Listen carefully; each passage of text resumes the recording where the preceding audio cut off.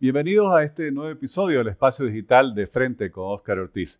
Hoy hablaremos de política latinoamericana, de la OEA y la política latinoamericana, y para ello conversaremos con un reconocido experto, un compatriota nuestro, boliviano, muy destacado en el exterior. Me refiero al profesor Eduardo Gamarra, quien enseña desde 1986 en la Universidad Internacional de la Florida, donde es profesor titular. Durante muchos años dirigió el Centro de Estudios Latinoamericanos y actualmente dirige el Foro de Opinión Latina.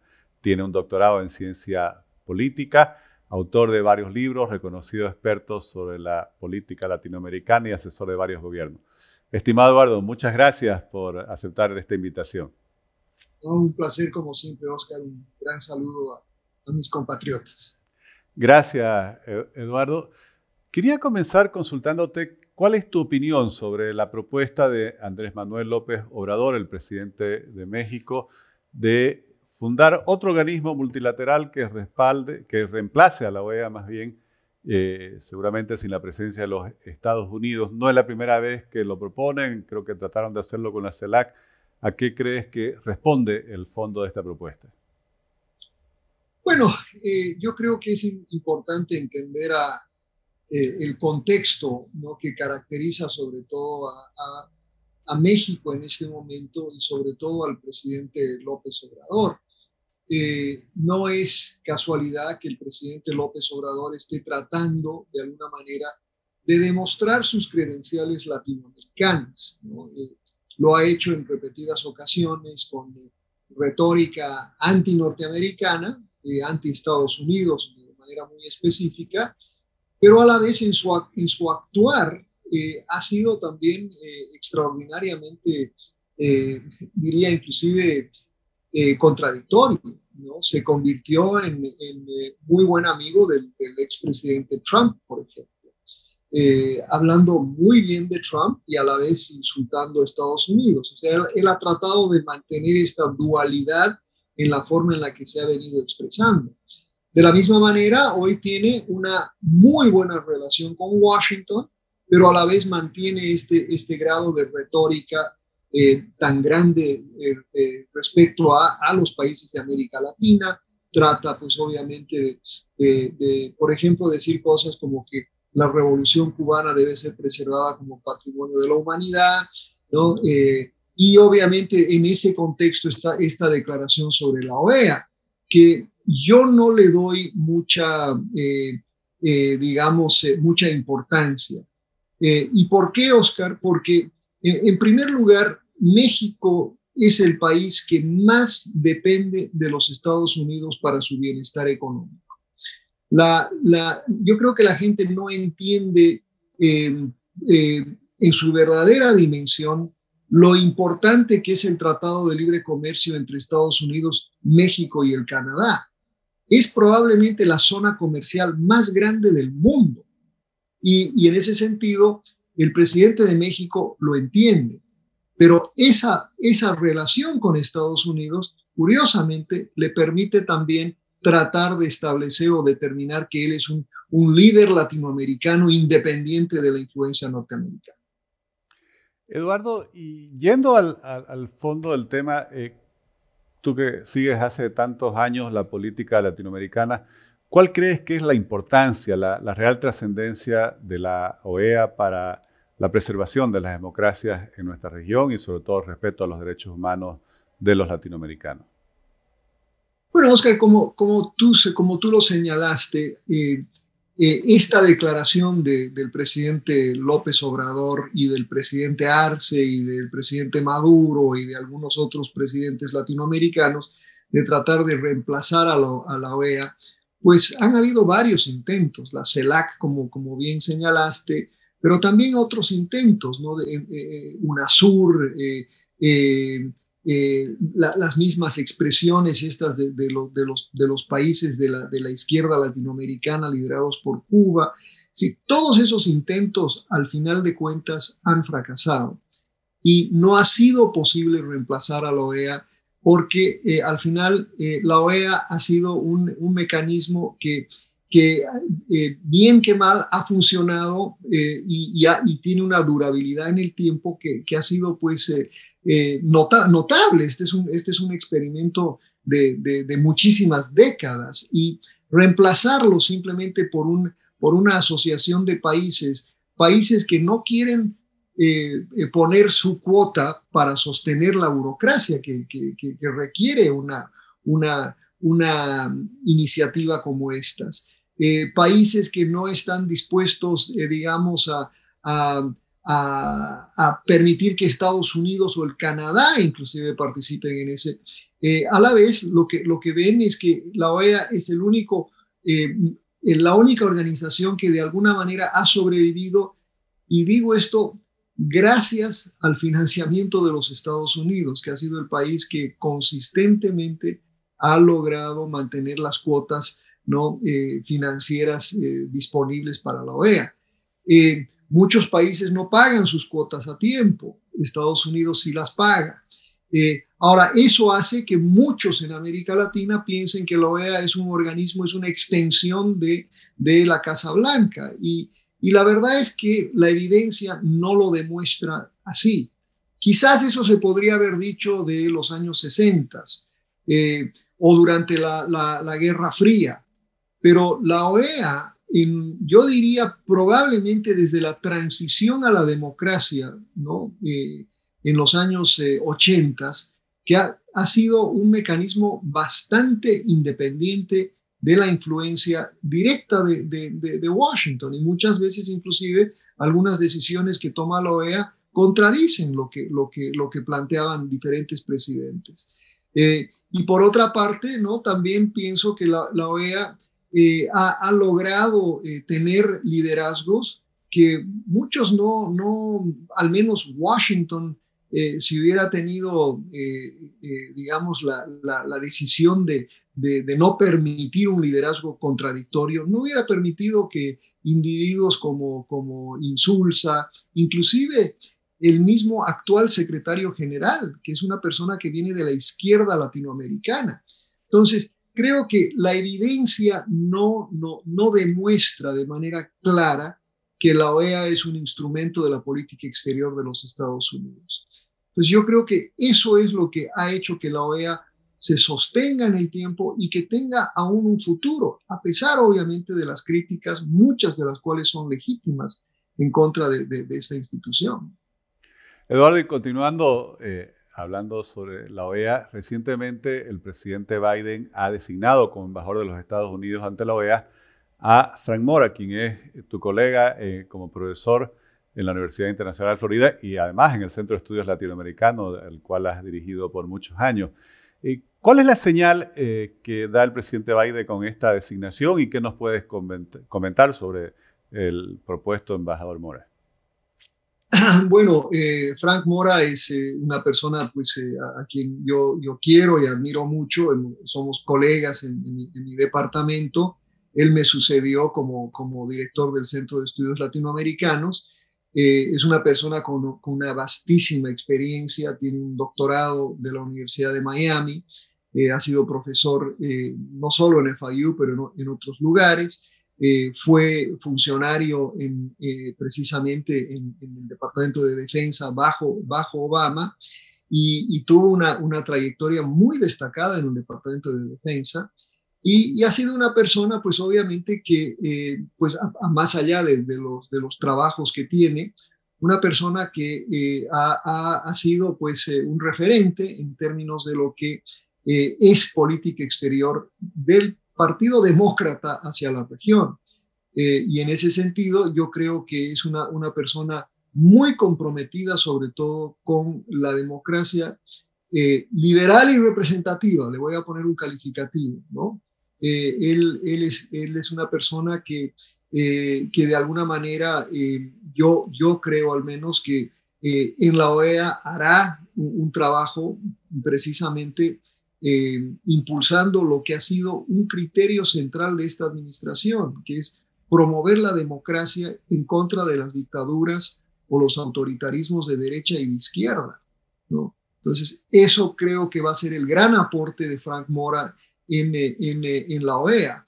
Y de manera más amplia, Oscar, creo que este nombramiento refleja que esta administración de alguna manera pues está por fin cerrando un vacío, ¿no? Un vacío grande que hemos tenido durante los últimos 7 meses. O sea, no hay un subsecretario para América Latina, no había un embajador en la OEA, y esos 2 cargos son vitales. Ojalá que el Senado lo ratifique.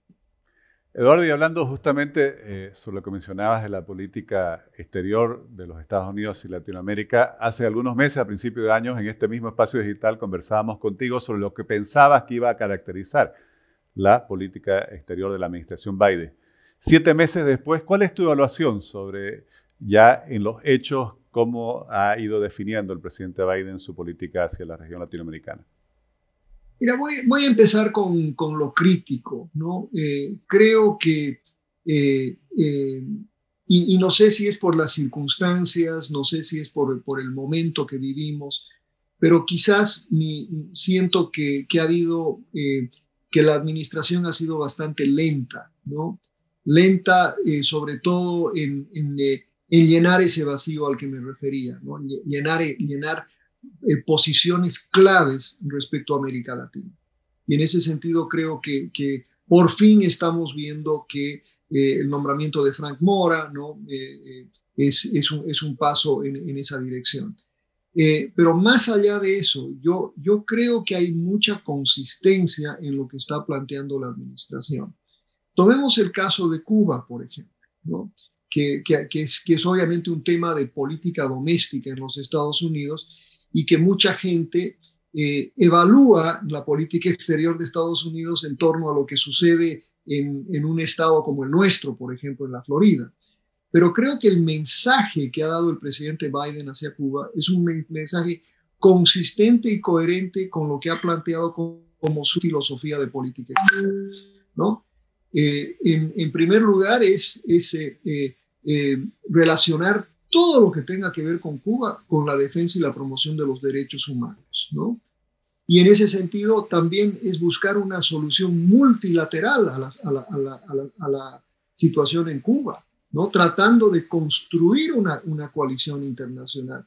Y como tú bien sabes, Oscar, ha sido siempre muy difícil construir una coalición internacional para, digamos, condenar a un país como Cuba. Quizás ha sido lo más difícil, porque o es el temor a Cuba o las alianzas previas que existen, pero quizás estamos en un momento en el que por primera vez Estados Unidos tiene una alianza que va más allá de lo meramente ideológico para condenar las actividades, la represión en Cuba. Y en ese sentido creo que hay una cosa muy positiva. De la misma manera, pienso que ha habido en el caso de El Salvador, por ejemplo, ¿no? Y en el caso de Guatemala, que lo estamos viendo en estos días. Hay una coherencia del mensaje, a pesar de que uno diría que tanto Bukele como Guy Matei son aliados naturales de los Estados Unidos por ser presidentes de la derecha. Entonces creo que hay una consistencia en el mensaje, una coherencia en el mensaje, que veremos pues qué resultados tiene, ¿no? Al final. Eduardo, y mencionabas la política y las actitudes hacia Cuba. Me gustaría conocer, como un reconocido experto en la política latinoamericana, y además que resides en Miami hace tantos años, donde enseñas en la Universidad de la Florida, ¿cuál es tu evaluación sobre el impacto que va a tener las protestas que sucedieron en la isla el 11 de julio pasado, que según prácticamente todos los análisis en esa magnitud no se habían dado antes? ¿Qué trascendencia va a tener esto para el futuro de Cuba y creo que también para la política latinoamericana? Mira, Oscar, empiezo diciéndote que para mí es un ejercicio muy más allá de lo meramente pedagógico, ¿no? Cuba es una revolución de larga data. El gobierno de Cuba es un gobierno conservador, es un gobierno que defiende unos ideales que vienen de los años 50 y sobre todo defiende unos ideales que son pues ideales completamente autoritarios. En Cuba no existe más que un partido, en Cuba no existe libertad de prensa, no existe libertad de expresión, ¿no? Conocemos toda esa cantidad de descriptores respecto a Cuba. A la vez, ¿no? Es muy cierto que Estados Unidos ha impuesto sanciones denominadas embargo o bloqueo durante muchas décadas. Y la verdad es que a mí me parece que el embargo o el bloqueo ha sido un bloqueo con muchísimos agujeros, ¿no? Que lejos de ser Cuba comercializa o tiene relaciones comerciales con 177 países en el mundo y recibe 3.000 millones y medio de dólares al año en remesas de parte de los Estados Unidos. Hay una gran inversión agrícola, ¿no? De una relación agrícola con los Estados Unidos importante. Hay pues obviamente inversión europea en Cuba, de manera que el bloqueo o el embargo como tal no ha sido muy efectivo, no ha tenido ningún impacto ni en cambiar el comportamiento autoritario del régimen, ni en lograr el cambio del régimen. Entonces, yo personalmente, y esto lo he dicho durante mucho tiempo y me ha causado problemas acá en la Florida, no creas. Yo he estado siempre opuesto al bloqueo en sí, ¿no? Yo siempre he pensado y sigo pensando que la mejor forma de lidiar con el autoritarismo de Cuba es más bien abriendo a Cuba, ¿no? Abriendo a Cuba a los flujos internacionales. Gran evidencia de eso es que lo que causa lo que está sucediendo en Cuba, Oscar, es el Internet y el acceso a los medios sociales, que hace que la juventud cubana se empiece a comportar como el resto de los jóvenes en el mundo y que vea que hay otra cosa más que ese mensaje de un partido de los años 50. Entonces, creo que si algo, ¿no? debe suceder en Cuba es una apertura hacia el mundo. Y por eso es que, por ejemplo, creo que el Internet y el gobierno de Cuba se ha dado cuenta, ¿no? Y por eso cerrar el Internet o el acceso al Internet es tan clave. Pero yo creo que una cosa es lo que yo pienso que es lo que me gustaría ver, ¿no? Una apertura comercial a Cuba, porque yo creo que eso aceleraría el cambio y obligaría a Cuba a comportarse, ¿no? en un mundo global. Eso no va a suceder. Yo creo que la administración no va a levantar las sanciones a Cuba. Yo creo que las sanciones se van a mantener y las sanciones se están intensificando, ¿no? Veamos qué es lo que sucede con estas sanciones, pero las sanciones personales y hacia el país no han tenido mucho éxito. ¿Y el impacto interno hacia el régimen cubano de esta protesta, cómo ves que puede evolucionar? Es que, Oscar, tú sabes perfectamente bien que los gobiernos autoritarios necesitan reprimir internamente para mantenerse en el poder. Y en Cuba esto se ha hecho de una manera sistemática durante 62 años. Y ahora, pues, la represión es intensa y hay una necesidad de mantener esa represión. Y obviamente el gobierno de Cuba tiene la capacidad de hacerlo. Y la van a sostener, yo creo, en la medida que sea necesario. Y yo creo que, y ya lo ves en las comunicaciones que uno ve de Cuba, ¿no? Las que vienen del gobierno, que por una parte dicen, bueno, era un grupo minoritario, esto no es importante y no hemos metido presos ni a menores, ni tampoco tenemos presos a mucha gente, no hemos violado los derechos humanos, pero la realidad es otra, por supuesto, pero sí creo que tienen razón en una cosa, que ellos han logrado controlar la situación, pero a la vez el descontento está ahí y ese descontento va a continuar. Y ese descontento no va a cambiar porque la situación económica de Cuba es desastrosa y Cuba necesita de algún tipo de subsidio internacional que no lo va a conseguir. Se acabó Venezuela, ¿no? Por supuesto, se acabó la Unión Soviética hace mucho tiempo y hoy la única avenida para lograr acceso a medicamentos, a comida o a cualquier producto es abriendo la economía de Cuba. Y creo que en este momento, y este es otro argumento que se ha oído durante muchísimos años, el embargo le conviene tanto a los sectores más extremos de los Estados Unidos, ¿no? Como al régimen de Cuba, porque el régimen de Cuba ha usado la excusa del embargo para decir que no son pobres o la economía no le va bien por el embargo. Ambas son falsas, ¿no?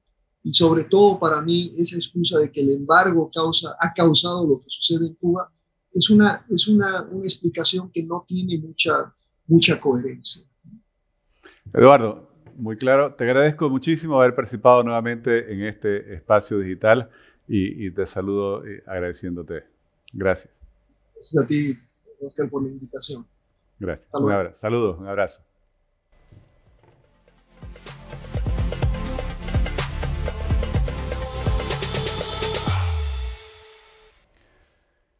Eduardo Gamarra, quien conoce de la política latinoamericana porque ha dirigido durante tantos años el Centro de Estudios Latinoamericanos de la Universidad Internacional de Florida, hacía dos puntualizaciones que son muy interesantes.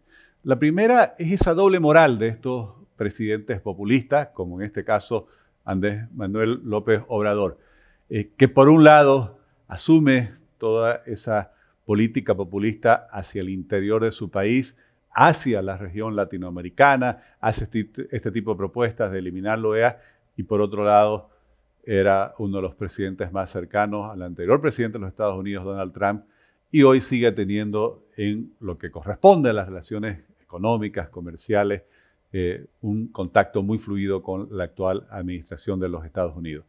Creo que es algo que deben tomar nota nuestros populistas nacionales, que parece que se toman, por así decir, en serio romper con el mundo, el aislar a Bolivia y dañar nuestras relaciones económicas y comerciales con un país tan importantes como los Estados Unidos. Por otro lado, creo que es fundamental también la visión sobre la OEA. La OEA tiene muchas virtudes, muchos defectos, pero lo que está claro es que ha tenido un rol en distintos momentos de la historia para preservar las democracias. Hay un sistema interamericano de derechos humanos con la Comisión Interamericana de Derechos Humanos por un lado y la Corte Interamericana de Derechos Humanos por otro.